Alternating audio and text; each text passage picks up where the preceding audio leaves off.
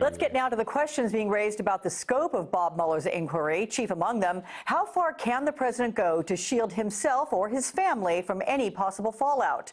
Joining me, former Congresswoman Elizabeth Holtzman. She helped draft the articles of impeachment for President Nixon. It's nice to see you again. Thank you for joining me, ma'am. Let's get right to your reaction to what Senator Lindsey Graham told reporters about what would happen if the president tried to fire Bob Mueller. Here it is. Any effort to go after Mueller could be the beginning of the end of the Trump presidency, unless Mueller did something wrong. So if you're the president, is it more effective to undermine Mueller's credibility, or do you just fire him outright and risk all the blowback? Well, there's some serious questions about firing Mueller. I mean, that I agree with Senator Graham.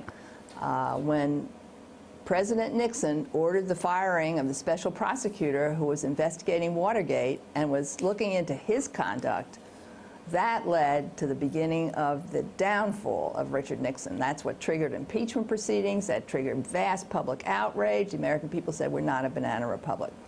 I think the same thing could happen again if President Trump tries to get Mueller fired. The same thing could happen, and it could trigger the beginning of the end. Mueller is a highly respected law enforcement official, probably the most respected in this country. Republicans as well as Democrats have said very fine things about him. So for the president to go after him personally would be very dangerous to the president. And on top of that, there's a legal issue. Under the law, Mueller can't be removed as special prosecutor without good cause. If there's no good cause, then Mueller may have a lawsuit to stay on.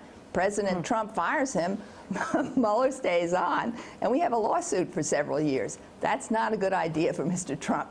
The other thing that I think he's doing is he's trying to get Sessions to fire, Sessions to remove himself so he can replace Sessions, so he can have the Attorney General fire Mueller. That would have the same thing. There's no way that Trump can get his fingerprints off of firing of Mueller, and if that happens, I think all bets are off. I think it's the end of his presidency.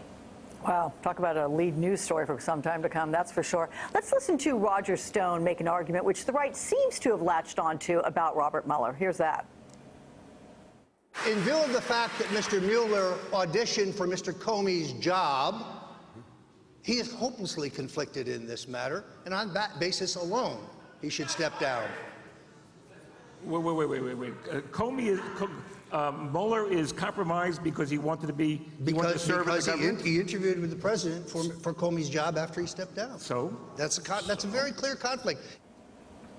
How has the Justice Department historically determined conflicts of interest? Would this job interview that's being discussed there, would that fall in line with past examples? Well, I'm not an expert on this subject, but the Justice Department itself has a very careful and strict screening process, and I'm sure this was presented to them, and if not, it should be. But I don't believe that that's a conflict of interest. Clearly, Mueller preferred working for the Justice Department than taking a job from Trump himself. So I don't think that this presents any conflict of interest at all, but it could and should have been reviewed. There's no question about that. I want to get to the issue of pardons here. Let's assume the president can pardon himself. But if the president pardons himself and his family members from all matters related to the Russia investigation, would that automatically end Bob Mueller's probe? I mean, can Mueller continue to investigate something that wouldn't yield indictments? Wait a minute. I'm not going to agree with your assumption. I wrote an article about this. It's a big if. I'm making an if there. The president cannot. I don't think there's an if there. The president cannot pardon himself. And if he pardons himself, you'll see the end of his presidency, the same as if he fires Mueller.